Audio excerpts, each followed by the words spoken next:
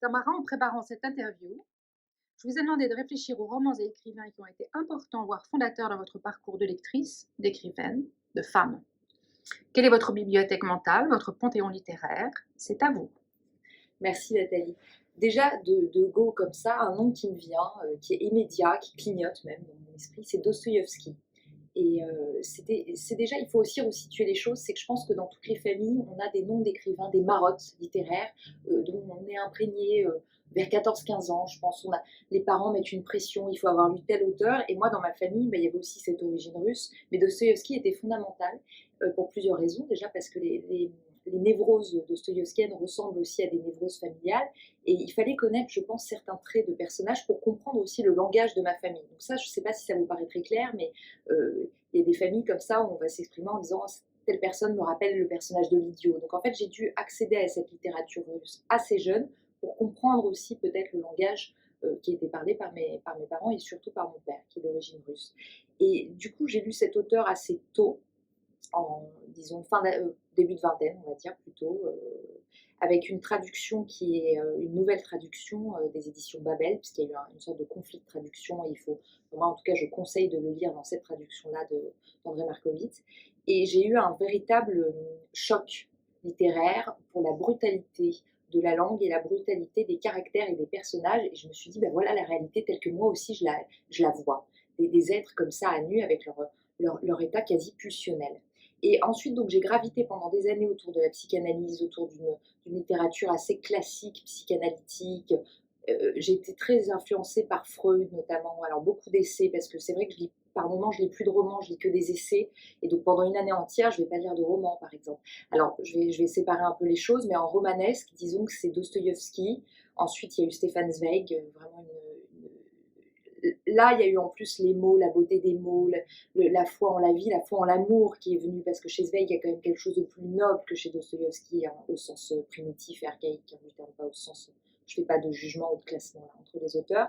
Ensuite est venu Tolstoï, plus tard, hein, vers 25 ans, je dirais, où là, vraiment, avec une sorte d'appel quasi religieux de la vie, et puis la naissance des idéaux, etc. Donc ça, c'est tout le pan classique. Les classiques français sont extrêmement importants pour moi. Maupassant, les nouvelles en plus, c'est quelque chose. Maupassant, je l'ai découvert à l'école, je crois, à 13-14 ans, enfin, on devait le lire. Et il y avait le Horla, et le Horla était tellement perturbant. Il y avait aussi la parure. La parure, c'est une nouvelle effroyable. Enfin, quand on lit ça, on est en empathie avec la jeune femme qui perd l'objet qui a une valeur immense. Et puis en fait, on se rend compte à la fin, je vous spoil, mais on se rend compte que c'était un faux qu'elle avait. Et on se dit, c'est pas possible, elle a gâché sa vie pour ça, pour si peu. Et là, il y a un choc. Et c'est ce que j'essaye de retrouver, toujours. Et quand je lis un livre, j'essaye toujours de retrouver ce glaçon, ce côté un peu, ce coup de marteau. Je crois que c'est Kafka qui disait, faut se prendre un coup. Enfin, il ne le disait pas du tout comme ça, mais enfin, vous voyez ce que je veux dire, quoi. Quelque chose qui vous prend là et vous dit, ou c'est trop monstrueux, ou c'est vraiment ça la vie, ou c'est enfin quelque chose m'attrape, quoi, quelque chose me prend l'âme. Et donc il y a eu voilà, il y a eu Kafka aussi qui est très très important pour moi, dans les destins un peu foudroyés aussi, dans les auteurs comme ça, nerveux, rapides.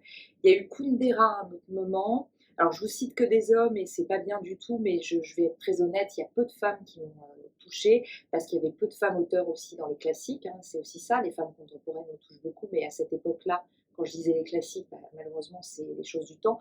Il y a eu, il y a eu Virginia Woolf énormément, bien évidemment. Il y a eu Françoise Sagan aussi plus tard et dans un autre registre. Donc j'ai découvert aussi à l'adolescence, mais dans les livres que je lisais l'été, il y avait quelque chose de très nostalgique dans cette lecture. J'ai été donc très touchée par Maupassant. J'ai été bouleversée par Gustave Flaubert. Et je crois que Gustave Flaubert, Madame Bovary, ça reste pour moi quand même l'archétype du roman où je suis capable de le reprendre, de le relire. Et plus récemment, dans la lecture des classiques, il y en a un qui m'a vraiment beaucoup touchée parce que je retrouvais en lui à la fois ce que je trouvais chez les Français que j'aimais, mais ce que je trouvais aussi chez les Russes, c'est-à-dire le mélange de l'âme slave et de la beauté des mots, du romantisme de la vie, et c'est Arthur Schnitzler. Alors, en France, je crois qu'il est connu surtout pour Mademoiselle Elseux, mais il y a un livre qui s'appelle Thérèse et qui est effroyable, parce que moi j'ai un goût, hein, je vais peut-être me faire traiter de misogynie, mais j'ai un goût très prononcé pour les portraits de femmes épouvantables, les portraits de femmes où on a l'impression que l'auteur s'acharne un peu sur le destin de l'héroïne, mais c'est pas du tout une démarche misogyne. En fait, c'est plutôt des démarches féministes. Quand les auteurs font ça, c'est plutôt de montrer la cruauté de la vie envers ces terribles destins féminins. Et celui de Thérèse est absolument extraordinaire. Je me revois en parler avec un ami qui le disait aussi. C'était tellement parfois macabre, l'héroïne paraissait par moments très médiocre et parfois grandiose, et c'est ça qui est génial. C'est le caractère polymorphe d'un être humain qui peut être traité dans un texte. On peut être grandiose un jour et le lendemain on peut être absolument minable. Et voilà, donc ça c'est tout ce panthéon littéraire, j'en oublie vraiment beaucoup, je pense. Il y a la poésie aussi, vraiment la poésie est très importante pour moi, parce que quand je ne vais pas bien, je lis de la poésie. Et il y a aussi dans le théâtre, tout un pan du théâtre que j'adore, et j'adorais aller à la Comédie Française quand c'était ouvert, qu'on pouvait y aller. D'ailleurs, je trouve ça lamentable que tout soit fermé, c'est dramatique, ça rend fou. C'est Tchekhov, le théâtre de Tchekhov, qui est absolument fabuleux parce qu'il est totalement contemporain pour nous. Les mondes qui s'effondrent. Là, on est aujourd'hui, avec la Covid ou le Covid, on est complètement là-dedans, on est dans des mondes qui doivent se réinventer, on est dans des choses même parfois lamentables, et on est dans une époque totalement tchécovienne, je trouve. Alors, deux questions Oui. ayant trait à votre panthéon littéraire. Quel a été votre premier choc littéraire? Quel est le livre dont vous vous souvenez? Oui, c'est Crime et Châtiment de Dostoïevski. Et en fait, ce qui m'a choquée, c'est que j'avais l'impression de pénétrer dans des pensées qui n'étaient pas autorisées dans le monde admis.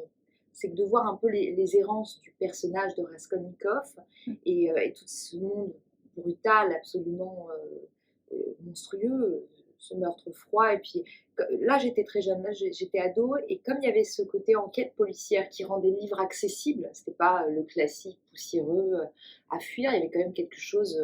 Enfin, l'intrigue est très contemporaine, mais il y avait la pensée de cet homme me dérangeait profondément. Il y avait quelque chose je trouvais de dérangeant, parce qu'on ne m'avait jamais autorisé, ou autour de moi, je n'avais jamais entendu de tels questionnements intérieurs sur la culpabilité, et je pense que ça a été vraiment un coup de choc. Et je me souviens de quand je le lisais, j'avais une édition poche, je me souviens très bien de comment était le texte, et je me souviens de la musique que j'écoutais pendant la lecture à cette époque-là. Donc, ça a été un vrai effroi. Mais il y a eu autre chose, il y a une nouvelle qui m'a vraiment marquée, c'est La Vénus d'Île de Prosper Mérimée. Et je trouve que cette nouvelle est extrêmement dérangeante. Elle fait 40 pages, hein, je crois qu'elle est très courte.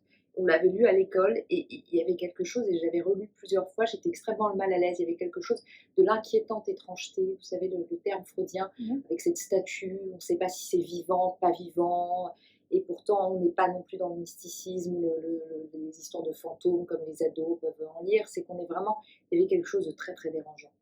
Et après, il y a un troisième livre qui est venu me déranger, parce que j'ai vu que la vie de femme pouvait être terrible, alors qu'on grandit en se disant que la vie de femme est merveilleuse, qu'on va avoir une vie de princesse et tout. C'était Une vie de Maupassant. Le personnage de Jeanne, qui est un personnage avec beaucoup de très médiocre aussi, et puis une grande faiblesse d'âme, une naïveté, et elle est prisonnière de quelque chose, d'un système en fait monstrueux, mais sans en être actrice. Il y a quelque chose de monstrueux dans ce livre. Si on le lit à l'adolescence, on perd quelques illusions, et on peut quand même être bouleversé. Enfin, on y laisse quelque chose en tout cas. Fermez les yeux. Un livre. Ou un écrivain. Contemporain ou ancien? Ce que vous voulez. Un seul. Vassili Grossman. Vie et destin? Oui. Peut-être plus tard, découvert plus tard, donc moins marqué. Je trouve que ce qu'on lit adolescent nous marque au fer, parce qu'on essaye toujours de chercher ça, de chercher l'état de la découverte. Donc ce qu'on lit plus tard, c'est triste parce que ça nous marque moins, mais quand Olivier Distin a 30 ans, il y a quand même, c'était extrêmement novateur, et en fait, sans que je le sache à ce moment-là, c'était lié aussi à mes racines, donc il y a eu quelque chose de bouleversant, et puis la langue aussi. Merci.